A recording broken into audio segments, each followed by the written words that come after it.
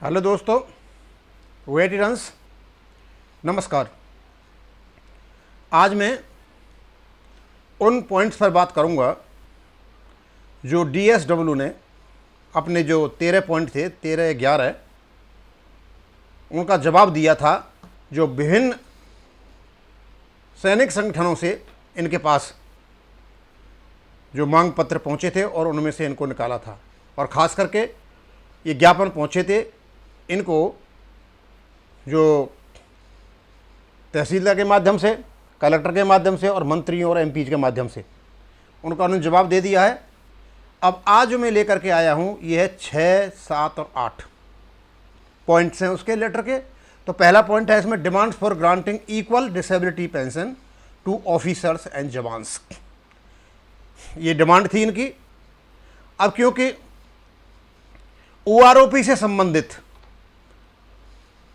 जो ग्रीवेंसेस थी वो केवल नोटिफिकेशन में थी। अभी तक तो ऐसी कोई ग्रीवेंस या रिप्रेजेंटेशन आया नहीं है जो ओआरओपी से संबंधित इन लोगों ने दिया हो। ये केवल और केवल नॉन ओआरओपी इश्यूज हैं, ये भी इश्यू हैं, और जनरली ये पॉलिसी के इश्यू हैं। इन लोगों ने मांगा कि इक्वल डिसेबिलिटी पेंशन दिए जाए ऑफिसर और जवान को, क्योंकि बात सही है कि जो अंगों की कीमत है, चाहे अफसर हो या जवान हो, दोनों की बराबर है, अलग अलग नहीं हो सकती। तो डिमांड भी उनकी सही है।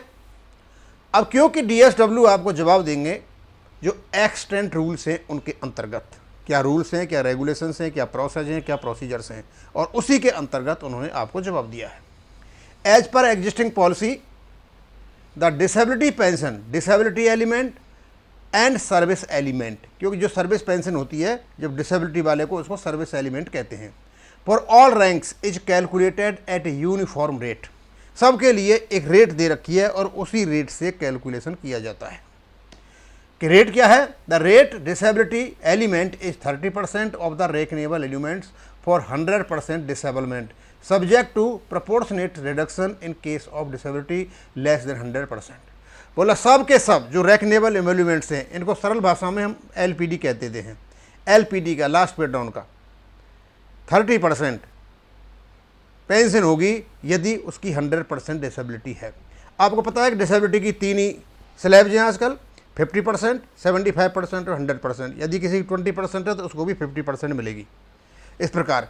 तो और 100% उसकी बेसिक पे का होगा और उसी हिसाब से इसको कम कर दिया जाएगा।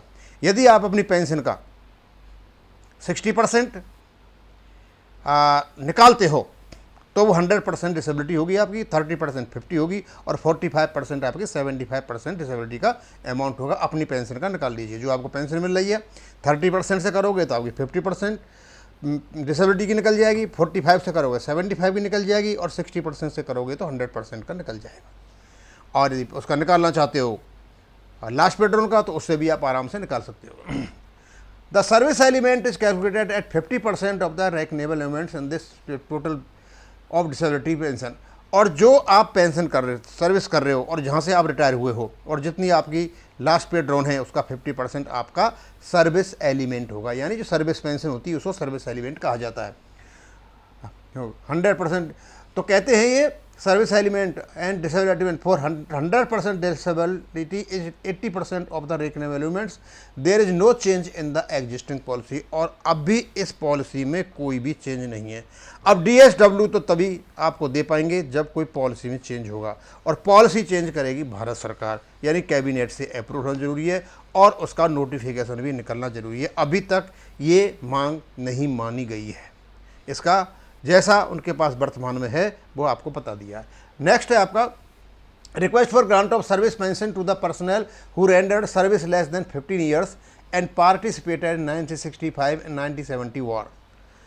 उन्होंने कहा कि जिन लोगों की 15 साल से कम पेंशन है, लेकिन जिन लोगों ने 1965 और 1971 के युद्ध में भाग लिया था, उनके साथ सर्विस पेंशन दी जाए उनके लिए। अब क्योंकि यहाँ भी इन्होंने जो एक्सटेंट रूल्स हैं उनके ही अंतर्गत इन्होंने जवाब दिया है। कहते हैं as per existing pension rule the minimum qualifying service for earning a service pension is 20 years in case of commission officers and 15 years in case of personnel below officer rank. खूब पता है ऑफिसर्स के लिए ये 20 साल है जब आपका लास्ट पीरियड उनका 50% मिलेगा, और JCOR के लिए मिनिमम पेंशन 15 साल है तो उनके लिए फिर लास्ट पीरियड उनका 15% मिलेगा, और इससे काफ़ी फायदा भी हुआ है। There is no special provision for relaxing the set provision of minimum qualifying service for pension respect of person who participated any war और ऑपरेशन। और किसी वॉर या ऑपरेशन में किसी ने भी कहीं कुछ किया है तो उनको यदि 15 साल से और 20 साल से कम पेंशन है तो उनको पेंशन नहीं मिलेगी, यानी ये नियम उन पर लागू नहीं होगा। अभी तक भारत सरकार का यही नियम है। आगे का नियम है demand for enhancement of reservist pension and granting benefit of OROP to them. ये काफ़ी इंपॉर्टेंट है, और जब इसका अध्ययन किया गया तो पता चला, जब ये शायद ये OMGC की रिपोर्ट आई थी तो उन्होंने कहा था कि 15 से आदमी के आसपास बताते हैं रिजर्विस्ट हैं। तो इनमें क्या है कि भाई इनकी पेंशन को बढ़ाई जाए रिजर्विस्ट का, और उनको OROP का बेनिफिट दिया जाए। अब मैं आपको बताना चाहूँगा कि जो OROP का बेनिफिट है वो OMGC की रिपोर्ट में इनको रिकमेंड कर रखा है। अब भारत सरकार इस पर क्या एक्शन लेती है और क्या नहीं लेती है वो बाद की बात है। हाँ, रिजर्विस्ट को OROP की जो सहूलियत है वो देने के लिए वन मैन जुडिशियल कमीशन ने रिकमेंड कर रखा है, और MACP प्री 2006 वालों के लिए भी कर रखा है। अब इनका क्या एनहांसमेंट और रिजर्विस्ट पेंशन को बढ़ाया जाए। अब यहाँ भी इन्होंने लगभग वही जवाब दे दिया है। As per extant policy a reservist who is not in receipt of service pension shall be granted on completion of the prescribed combined color and reserve qualifying service of not less than 15 years a reservist pension or equal to 2/3 of the lowest pension admissible to a सिपाही। जो lowest, जो क्या नाम है इसका, service not less than 50 reservist pension equal to 2/3 of the lowest pension admissible. यानी एक सिपाही को जो लोएस्ट पेंशन दे रखी है, यानी 15 साल की होगी तो 15 साल के सिपाही को जो पेंशन दे रखी है उसका 2/3 इनको मिलेगा। इस समय मेरे ख्याल में 18,867 है कुछ, तो उसका 2/3 जो जितना भी बनेगा 12-13 हज़ार से ऊपर जहाँ भी है प्लस DA ये इनको मिलेगा। और OROP की सहूलियत इन्हें OMGC ने रिपोर्ट कर रखी है। अब गवर्नमेंट डिसीजन लेती है तो मिलेगा, but in no case less than minimum pension prescribed by the government from time to time. At present the minimum pension is 9,000, लेकिन 9,000 से कम ये पेंशन इनकी नहीं होगी। Put under the 7 CPC regime. Further, the matter related to extending the benefit of OROP to reservist was referred to one man judicial commission which was submitted its report to ministry. The report is under examination. ये आपके लिए एक आशा की किरण है। यदि DSW अपने letter में ये कहते हैं कि जो वन मैन जुडिशियल कमीशन की रिपोर्ट सबमिट हो गई है और रिपोर्ट उजागर भी हो गई है और उसमें वहाँ पर है, तो उस पर अभी काम चल रहा है। काम हम आशा करते हैं कि बहुत ज़्यादा ये रिजर्विस्ट भी नहीं है और इनका काम कम से कम हो जाएगा। और यदि इस पर काम चल रहा है तो दूसरा MAC पर जो है प्री 2006 के लिए वहाँ भी काम चल रहा होगा। अब मैं आपको बताना चाहूँगा, क्योंकि मैंने ये 8 पॉइंट तक आपको कवर कर दिया है, और भी कुछ पॉइंट्स हैं उनको भी हम कवर कर देंगे, क्योंकि जब लेटर आता है तो जनरली होता क्या है कि हम उसको थोड़ा सा सरसरी नज़र से पढ़ते हैं और उसको डाल देते हैं। अब इसको कोई कभी पढ़ सकता है कि उस पर्टिकुलर पॉइंट का क्या जवाब इन लोगों ने दिया था। और आज आपको पता है 31 तारीख को MSP के केस की हियरिंग है, तो कुछ खास डॉक्यूमेंट्स, एफिडेविट वगैरह जो इसके पिटीशनर हैं, main petitioner voice of excellence society के जो जनरल सेक्रेटरी वीर बहादुर सिंह लड़ रहे हैं, खास अपने डॉक्यूमेंट्स वकील के माध्यम से आज इन्होंने सुप्रीम कोर्ट में डिपॉजिट कराए हैं, क्योंकि वो अपना केस भी लड़ रहे हैं।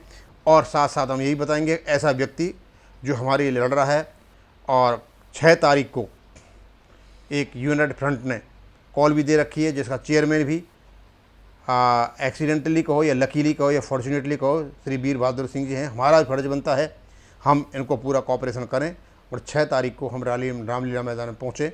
उन्होंने बताया है कि इनको परमिशन हुआ रामलीला मैदान में मिल चुकी है, और पूरे ही देश में ये जगह जगह जा रहे हैं, लोगों को प्रोत्साहन कर रहे हैं, लोगों को बात बता रहे हैं।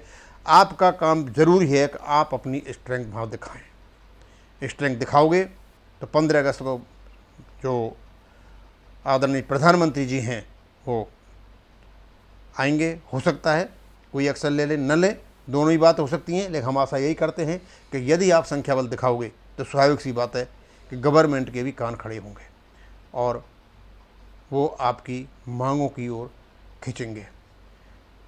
अब मैं इसको यहीं ख़त्म करूँगा। थैंक यू, धन्यवाद।